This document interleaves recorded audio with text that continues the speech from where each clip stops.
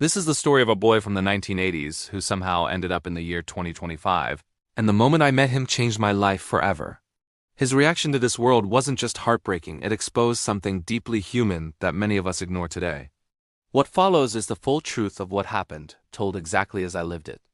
I didn't plan to be involved in anything unusual that day because I was only out for a simple walk near my neighborhood park. The sun was setting, and that soft orange glow made everything feel peaceful, almost like the day was exhaling. I remember hearing children playing, dogs barking, and the distant hum of traffic as usual. But then, in the middle of that normal evening, I heard a scream that didn't belong to this time. It wasn't a modern kind of scream either. It sounded old, like something straight out of an old movie. It was a boy's voice, high and cracking, filled with a kind of panic that made the hairs on my arms stand up. I ran toward the sound, thinking someone was hurt or being chased. Instead, I found a boy standing by the swings, wearing clothes that looked like they came out of a 1980s family photo. He had on a bright teal jacket with those blocky patterns from that era, and his jeans were rolled at the bottom in that old-school style. His hair was cut like every kid I remembered from old music videos, a kind of bowl shape with messy bangs. He looked terrified, clutching a Walkman in one hand like it was a lifeline. When he saw me, he stepped back as if I was the threat. I raised my hands to show I wasn't trying to harm him, and I asked if he was okay. His eyes darted around like he was scanning a world he didn't understand. Then he asked me something that froze me completely. "What year is this?" I thought he was confused or joking, so I told him it was 2025, and the color drained from his face. He staggered back and whispered, "No." "No, it was 1987 just a minute ago." I stared at him, thinking maybe he ran away from a movie set or something, but the fear on his face was too real to ignore. He told me he had been walking home from school, listening to music on his cassette player, when the world suddenly stretched like a rubber band. Then everything snapped, and he ended up in the park where I found him. I took a step toward him, but he flinched like I was some strange creature. I tried to speak softly and asked him his name, hoping it would calm him. He told me his name was Kevin, and he couldn't be older than 12. His voice cracked when he asked me to please bring him home. I didn't want to overwhelm him, so I suggested we sit on a bench and talk. He hesitated, but eventually he followed me, still gripping his Walkman tightly. The entire time he kept glancing at everything: cars, phones, signs, as if he was trying to decode a different planet. When a woman walked by holding an iPhone, he whispered, "What is that thing?" I pulled out my own phone and showed it to him slowly, trying not to scare him further. The moment the screen lit up, he gasped like he had seen magic. He touched the screen gently, almost afraid his finger might burn. Then he said, "We don't have anything like this." Not even close. That's when I knew he truly wasn't lying or confused. Anyone pretending or joking would have reacted differently, but his shock came from a place of innocence. He was trying so hard to understand everything, but the world around him was moving too fast. I felt a strange responsibility to help him, even though I had no idea how. I asked if he remembered anything unusual before he appeared here. He said he was walking near an abandoned construction site that kids weren't supposed to go to. He mentioned hearing a buzzing sound, like static from a television, only much louder. "Then a flash of white swallowed everything." I asked him if he wanted to try to go back to that place, hoping maybe it was still connected somehow. He nodded quickly because he had no interest in staying here, not even for a few more minutes. His hands were shaking, but he stood up and followed me. As we walked, he kept close to my side, like I was his only shield from this strange future.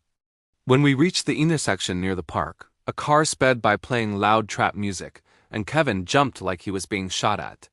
He covered his ears and asked, "Why does everything sound angry?" I didn't know how to answer that without making it worse. Instead, I told him that the world had simply changed a lot since his time. He looked around again, taking in the tall LED billboards, the electric scooters, the surveillance cameras on streetlights. His voice trembled as he said, "Everything looks like it grew too fast." There was something so painfully honest about that statement that I didn't know what to say. Sometimes it takes the eyes of someone from the past to expose how overwhelming the present truly is. We continued walking to the old construction site, which was now fenced off and replaced with a modern apartment complex. Kevin's shoulders dropped when he saw the changes. He whispered, "It's gone." I felt something heavy inside me because the only place connected to his arrival no longer existed. I asked him to tell me more about the buzzing sound, hoping maybe we could trace something else nearby. He said the sound wasn't coming from a machine, it felt like it came from the air itself. He described it like the world had exhaled too hard, pulling him out of his time. He also said he felt like someone grabbed him, not physically, but in some invisible way. Hearing that made me stop walking because it didn't sound random anymore. It sounded intentional. I asked him if he had ever seen anything strange before that day.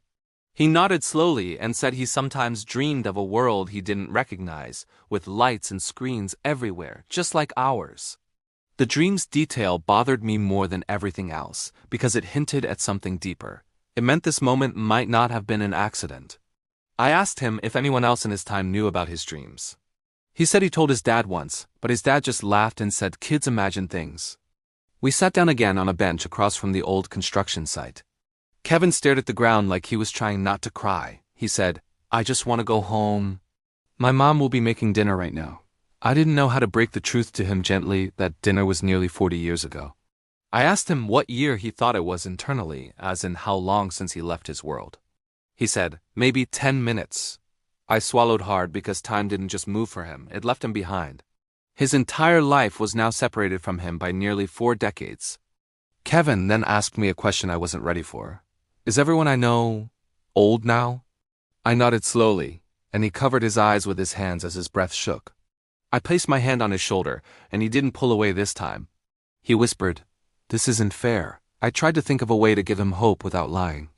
I told him that maybe the same force that brought him here could also take him back. His eyes lifted slightly, searching mine for sincerity. I meant every word, even though I had no proof. Then something unexpected happened. A strange hum filled the air low, vibrating, almost metallic. Kevin's head snapped up immediately and he said, "That's it. That's the sound." I stood up and turned around, but I didn't see anything. The sound grew louder, enough for my chest to feel it. The air around us started to shimmer, as if heat waves were rising from an invisible fire. Kevin grabbed my arm and squeezed so hard it hurt. Then a circular distortion began forming near the base of the apartment building. It looked like liquid glass, rippling outward like a drop of water hitting a mirror. Kevin took a step toward it instinctively, his eyes wide with hope. I grabbed his shoulder and warned him to stay back until we understood what it was. But he shook his head and said, "This is for me."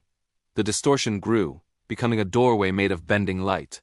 Through it, I could see a blurry landscape buildings with old designs, people wearing clothing from the 80s, and a child's bicycle on the sidewalk. Kevin gasped and whispered, "That's my street." I told him to move slowly because we didn't know how stable it was. He nodded and stepped forward, still holding my hand like he needed the last bit of courage from me. As he got closer, the image inside the distortion became clearer. I saw someone running toward us from the other side. It was another boy, identical to Kevin but slightly taller, with a small scar above his eyebrow. He reached for Kevin through the portal and yelled, "Hurry, before it closes!" Kevin froze, staring at his duplicate in confusion. I didn't know what to think because nothing about that moment made sense. The older Kevin, the one in the portal, looked at him urgently. He shouted, "Don't stay there. It's not safe for you in that year." Kevin looked back at me with tears in his eyes and said, "Why does he look older?" I didn't have time to answer because the portal began shrinking. Kevin let go of my hand and ran toward the portal. The older version of him grabbed his arms and pulled him through. Right before the portal closed, the older Kevin looked at me with a face filled with warning. He mouthed the words, "This is only the beginning."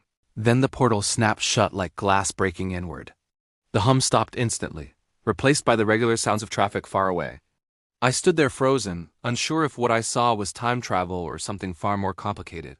But the emptiness in front of me made it clear Kevin was truly gone. I walked home that night feeling like my world had cracked open.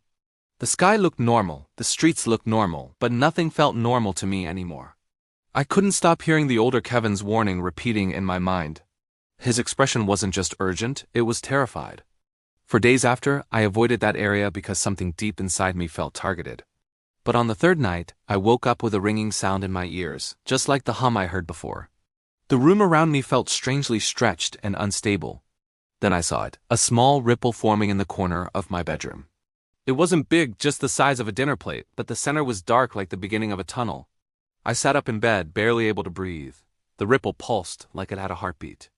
Then a voice whispered from inside it, quiet but clear, "You're next." And that's where my story ends for now. because I don't know what's coming or how much time I have before that ripple becomes a doorway. If you want to hear what happens next, make sure you're subscribed so you don't miss the next part of this journey. If you enjoyed it, don't forget to like the video and support the channel Time Traveling Stories.